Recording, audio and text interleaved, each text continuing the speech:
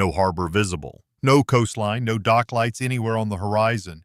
Yet aboard this vessel, fish are being cleaned, filleted, and packed into frozen blocks, while open ocean extends in every direction beneath the hull. Oh, these are factory vessels, industrial ships that combine active fishing and onboard processing in a single continuous operation. They don't return to port to prepare their catch. The processing line runs at sea while the nets are still working below. A single factory vessel can process over 1 million pounds of fish per voyage, sometimes spending 3 weeks offshore without touching land. This video follows the full system from net deployment to frozen hold. If you're following this channel, subscribe and leave a like. Tell us in the comments, did you know fish could be processed this far out at sea? The winches are already turning. Factory vessels operate across several major U.S. fisheries: pollock in the Bering Sea, Pacific hake off the west coast, and Atlantic species in the northwest. The vessels are large, they're purpose-built, and designed to remain at sea for extended operational periods. A typical factory trawler runs between 200 and 350 feet in length. Below the main deck, a processing plant is built directly into the hull, with conveyor lines, filleting stations, freezer tunnels, and refrigerated holds arranged in operational sequence. Before departure, the vessel is loaded with consumables, fuel, provisions for the crew, packaging materials, freezer bags, and wax-coated cartons. Ice-making systems are tested. Processing equipment is inspected station by station. Every mechanical system must be verified before the vessel clears port. The crew boards in distinct functional groups. Deck crew operate the fishing gear. Processing crew run the plant below. On larger vessels, each group works rotating 12-hour shifts, and the two operations run simultaneously once the vessel reaches the fishing grounds. Transit time to the fishing grounds ranges from 1 to 3 days depending on the target fishery. During transit, deck crew prepare gear, calibrate equipment, and run safety checks. The processing plant below sits idle, but the idle period is measured in hours, not days. Upon reaching the designated fishing zone, the captain and navigation team review sonar data, sea temperature readings, and known migration patterns. Trawl doors are staged on deck. Winch cables are checked under load. The vessel begins its first set. The trawl net is deployed from the stern ramp. 2 large otter boards, heavy steel doors, spread the net open as it descends. The vessel slows to trawling speed, typically around 3 knots, and the gear begins its controlled sweep through the water column. Trawl duration varies by species and depth. A pollock tow may run 30 minutes. A deeper hake tow might extend an hour or more. Throughout the tow, the captain monitors sonar feedback for signs of school density and bottom clearance of the gear. When the tow is complete, winches begin retrieving the net. The coat end, the bag at the tail of the trawl that accumulates the catch, rises toward the surface. Deck crew stand at the stern with cables and release lines watching the water. The coat end is swung over the deck or hauled up the stern ramp. A quick release knot is pulled. Fish cascade onto the wet steel deck in a controlled pour, sometimes several tons at a time. The sound carries across the water. On deck, the catch moves immediately. Crew direct fish towards sorting grates. Non-target species are identified and returned to the water under federal bycatch requirements. A NOAA-certified observer stationed aboard records species composition and total volume for every single haul. Target species move below deck through a hopper chute, an opening in the deck that drops fish directly into the processing area. From this point, the operation transitions from fishing to manufacturing. Chilled water washes the fish along the intake line. On the processing floor, fish enter a bulk washer first, a rotating drum unit that rinses them in chilled seawater. Temperature is maintained throughout. Fish must be cold before they reach any cutting equipment. Warm product accelerates spoilage risk across the entire line. After washing, fish enter a heading and gutting machine.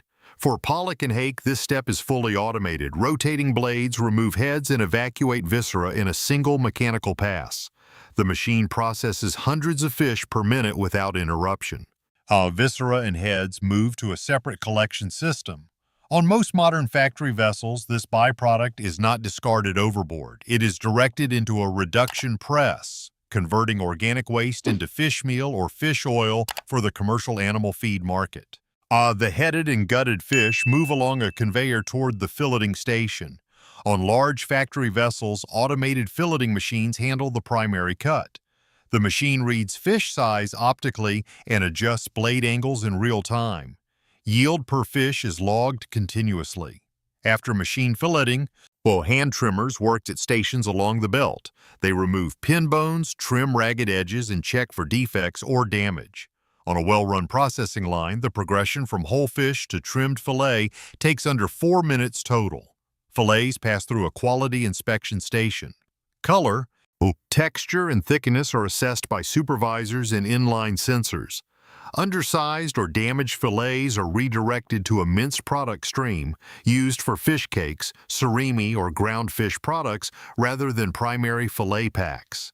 Accepted fillets move to a weighing and portioning station. Automated portion cutters divide fillets into fixed weights, typically 5-ounce or 8-ounce cuts, according to customer specification. Each portion is weighed and adjusted in real time by the control system. Portioned fish enter the freezing system. Most factory vessels use a plate freezer or a continuous blast tunnel. Core product temperature must drop to -10 degrees Fahrenheit or below. On large vessels, daily freezing capacity can exceed 100,000 pounds. Block freezing is standard for pollock. All fish are arranged in rectangular molds and pressed into uniform frozen blocks. Each block weighs 16 or 20 pounds. These blocks stack efficiently in the hold and are designed to match standard carton dimensions exactly. Once frozen, product enters the packaging station. Blocks are wrapped in plastic film, inserted into wax-coated cartons, and labeled. Required labels include catch date, species code, processing vessel registration, and harvest location, all mandated under U.S. seafood traceability regulations. Sealed cartons are stacked on pallets and moved into the refrigerated hold by forklift or pallet jack. The hold is maintained at -20 degrees Fahrenheit. Stacking follows a load plan designed to maximize capacity while maintaining unobstructed airflow between pallet rows. Below the hold, the vessel's refrigeration plant runs continuously. Compressors, condensers, and evaporator coils form the integrated cold system. The chief engineer reviews refrigeration logs every 4 hours. A temperature deviation of 2 degrees triggers an immediate equipment inspection. While product accumulates in the hold, the vessel continues fishing. Tow follows tow on a rotating cycle. Between hauls, deck crew inspect the net for damage. Small tears are repaired at sea. A significant net failure can halt fishing operations for hours. The processing crew works in 12-hour rotations. Shift change does not halt the line. Incoming workers relieve outgoing workers at each station individually, without interrupting the conveyor flow. Processing continues around the clock as long as fish are entering the plant. So the water use on the processing deck is significant and continuous. Chilled seawater circulates through wash stations, flume conveyors, and equipment sanitization cycles. Wastewater is filtered and managed under marine discharge permits. Processing deck water quality is monitored on an hourly basis. Crew welfare is maintained within strict scheduling constraints. Federal maritime law mandates minimum rest periods between work shifts. Bunk rooms, a galley, and common areas are integrated into the vessel's forward section. Meals are served 3 times daily, all on a rotating 24-hour schedule. Weather monitoring runs continuously from the bridge. The captain receives updated marine forecasts every 6 hours through NOAA Maritime Weather Services. High seas can prevent net retrieval or make deck operations unsafe. When conditions deteriorate, all fishing pauses and all non-essential personnel stand by below. Mid-voyage, some factory vessels transfer frozen product to a refrigerated cargo ship called a reefer tender in open water. This transshipment operation allows the factory vessel to continue fishing without returning to port to offload a full hold. Transshipment requires both vessels to maintain a steady parallel course while connected by transfer lines. Palletized cartons move across via deck crane or conveyor bridge. In rough weather, the operation may be delayed or canceled. It extends fishing time considerably. The NOAA observer stationed aboard documents all transshipment activity along with regular catch records, species counts, bycatch data, processing volumes. One vessel log entries are submitted to NOAA fisheries upon return to port, feeding directly into annual quota accounting. As the hold approaches capacity, the captain calculates remaining fishing time against projected hold space. When the hold reaches approximately 90% full, the vessel begins its return transit toward the designated offloading port. The system begins its handoff phase. During return transit, the processing crew conducts a full line clean-down. Equipment is disassembled at each station, scrubbed, sanitized, and reassembled. Conveyor belts are soaked in cleaning solution. The vessel arrives at port with a clean processing plant ready for certification. Port arrival is coordinated days in advance. The offloading facility is notified of estimated arrival time and total product volume. Refrigerated trucks are scheduled. Customs documentation is prepared. Port health inspection may apply if the voyage extended through international fishing zones. At the dock, the vessel ties alongside the offloading facility. A vacuum conveyor system or crane-mounted clam bucket accesses the hold. Frozen cartons are lifted out in full pallet loads and transferred directly into refrigerated receiving bays on shore. Shoreside quality control teams inspect all incoming product at the receiving bay. Core temperature is probed from a sample in each lot. Packaging integrity and label accuracy are verified. Product failing temperature standards is quarantined. All accepted product moves immediately into cold storage or onward transport. Distribution from the offloading port follows multiple routes.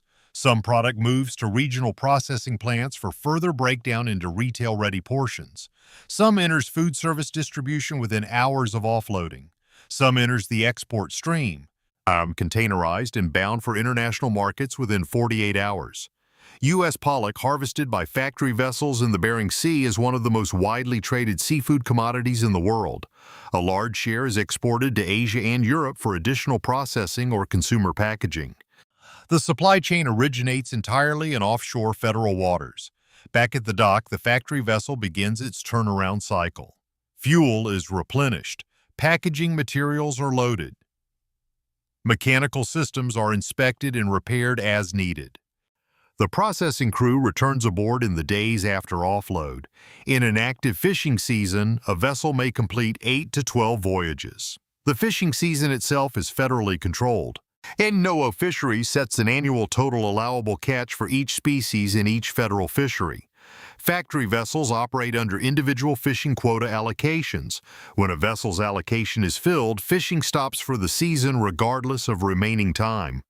Quota management traces every pound of frozen product to a regulated catch event. Every carton that leaves the hold carries documentation linking it to a specific vessel, trip number, catch date, and quota allocation. Traceability extends from the carton on the shelf back to the exact tow in federal waters. The final product reaches retail and food service as frozen fish fillets, fish sticks, surimi, or fast food sandwich fillet. The factory vessel is invisible from the consumer's perspective. They see a carton, a labeled fillet, a portion. The origin is federal water, hundreds of miles offshore. Between the factory vessel and the retail shelf, the cold chain is maintained integrity at every single transfer point. South freezer tunnel, refrigerated hold, transshipment vessel, shoreside cold storage, refrigerated truck, distribution center, retail freezer. Each link is monitored, logged, and subject to regulatory review. The factory vessel, now docked, emptied, and in maintenance, shows no external evidence of the volumes that just moved through its holds. The processing floor is dry, the equipment is staged for the next voyage. Within days, it will clear port again on the same heading. The ocean doesn't record what passed through it. No mark remains where the trawl ran its last sweep. The water surface is uniform again. Beneath it, the pollock school has dispersed on its own schedule. Somewhere else in federal waters, such another vessel is already setting gear on a new heading. The cartons are sealed. The trucks have left the dock. The factory vessel is taking on fuel for its next voyage. It processes fish where no one watches, in open federal waters, on a system that runs every day of the active season, without pause. Under this video, there's a subscribe button. It's a small action, but it helps document how water becomes food at scale. If you found this system worth following, leave a like. And tell us, where are you watching from? Have you ever worked in aquaculture or seafood processing?